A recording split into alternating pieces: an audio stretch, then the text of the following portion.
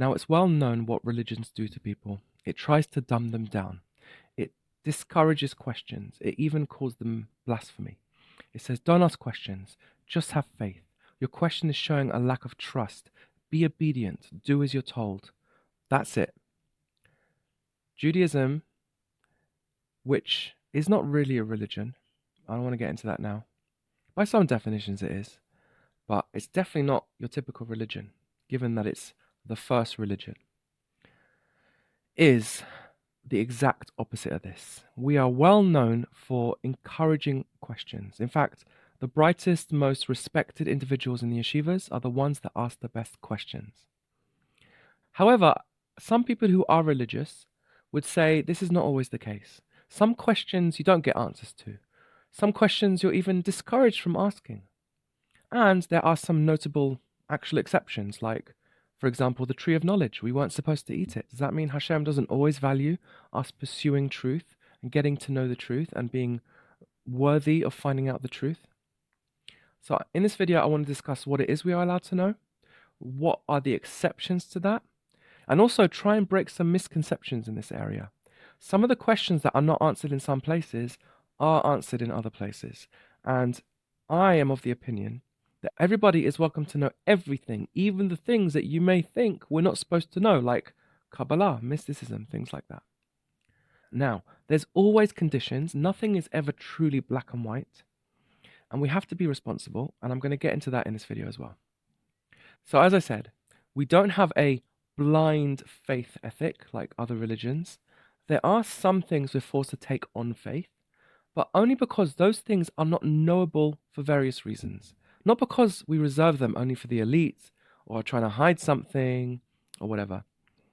Is it true that Judaism values truth and knowledge? Absolutely. If something is knowable, we are all expected to do our best, responsibly, to know it, to whatever degree we are capable, as will be clarified below. This indeed gives us a well-earned reputation for encouraging intellectual pursuit and asking questions and not taking things on blind faith. Here are some examples of things that every Jew is invited and in fact obligated to know. 1. The entire Tanakh with all commentaries. 2. The entire oral law. 3. All problems, such as embarrassing things our ancestors did and the discipline they received, mistakes our greatest heroes made, mitzvot that themselves are very embarrassing by modern standards, such as the Ben Sorah or Moreh, the Eshet Yafet Torah. 4. Everybody who puts in the effort and shows the talent and sensitivity is also welcome to learn even the secret parts of the Torah, the Kabbalah, Ma'aseh Bereshit, Ma'aseh Merkavah, etc. 5. The reasons for the mitzvot, meaning of life, purpose of creation, philosophy, theology, and all that. We're all welcome to know all of these things and question them as much as we like. Now, here are some examples of things that are not knowable. 1. The essence and being of God, what it's like to be Him. 2. Things that came before reason itself, before knowledge itself, which itself is a creation. For example, the ultimate truth of Hashem's desire for us and mitzvot. That's just something we have to admit we can't know, and we must take that on faith. 3. We can know everything about what He wants, but how do we expect the Torah to prove that He really wants it and means what He says? We have to believe and trust Him on that. 4. There are some topics that are considered very, very lofty and beyond our understanding, or things that maybe might get in the way of our mission, such as the ultimate purpose and goodness of suffering. If we knew the goodness and purpose of suffering, we wouldn't protest it anymore. Nobody wants a good reason for the Holocaust, because that would make them happy about the Holocaust, and that is definitely wrong. Nonetheless, even all of these things are things that we are welcome to explore to the best of our ability, to climb the ladder as high as it will take us. And there are many Torah works dedicated to all of these things. This shows that it's, again, not a blind faith thing. But see also what I'm going to get to below when I talk about if it's always going to be this way and what the future holds. Now, another question. Are there some things that we shouldn't know? Yes with an if and no with a but. Basically, there are some specific examples of things we shouldn't know. But generally, again, the reasons for this are not in the category of blind faith that one might presume. Here are some examples, and then I'll discuss a specific example that I said at the beginning. Some reasons why some knowledge is off limits. 1.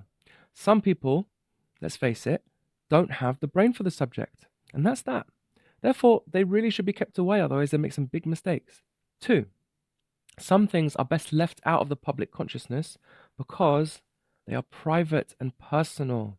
So it's a trait of modesty that we don't pry. For example, like Chazal say, what came before the world was created. And in the Kabbalah, some secrets of Hashem. 3.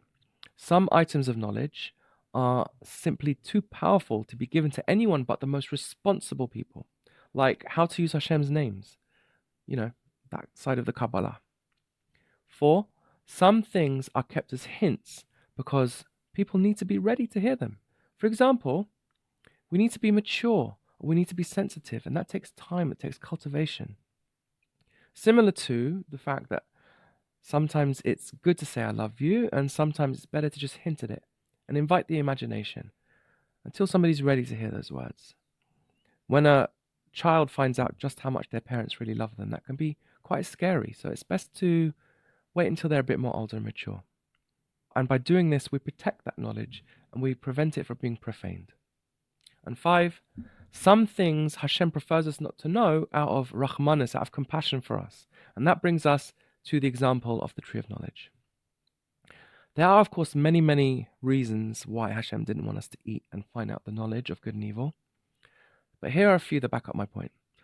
1, as I said above, Hashem didn't want us to know out of Rahmanis for us, his outer will, i.e., it's too difficult for us. Finding out about good and evil invites a tremendous amount of suffering, and he didn't want that for us out of his outer will. He loves us, he cares about us, and it would hurt him that we should eat from that fruit. But deep down, he's proud of us. His inner will is that we should have risen to the challenge out of our own consent. And we did, and as the Hasidut tells us, he was very proud of us for that. It's his inner will that we rise to that challenge. Another reason, number 2, is that many hold that he was actually going to give us that knowledge, just at the right time, in the right way. For example, on Shabbat or after Shabbat. The commandment not to eat was only temporary. 3, some hold that the knowledge gained by the fruit would actually hinder our ability to know, rather than increase it. So it was in the interest of preserving our knowledge that he told us not to eat it. And finally, 4, some hold that the knowledge was just too powerful and therefore it wasn't meant for us. This generally seems to be the simple meaning.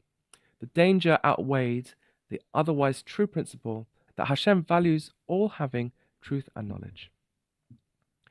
Will it always be this way? Well, the general answer is no. We are beings of knowledge, composed ultimately of the very fabric of speech itself, holy letters, and our soul has the capacity to know everything that there is to know, and even come to know that which is beyond knowledge itself, because we are created beyond knowledge too. We have a part of us that is connected to Hashem himself. Some people merit to get very far down this path in this life with a unique combination of having a lofty soul and having put in hard work. The rest of us are going to have to wait for the ultimate future. The Hasidut teaches that Alam Haba, the world to come, is when Hashem himself, his essence, which is as beyond knowledge as one can get, is going to be revealed in our faculty of Bina, our left brain, the part of our brain that makes knowledge concrete, down to earth, as it were, in a way that is knowing without knowing or something like that, which is a very famous point by the Rebbe Rashab. Some might already get roughly what this means, and some people might think that it's just nonsense. And that just goes to show that each is to their own station and is all part of the plan. However, this does all ultimately demonstrate the starting point. Things aren't black and white, but generally speaking, Judaism does greatly value truth and knowledge and the pursuit thereof, and even the notable exceptions are either not really exceptions or they are for specific reasons that do not undermine the point. Shkoyach.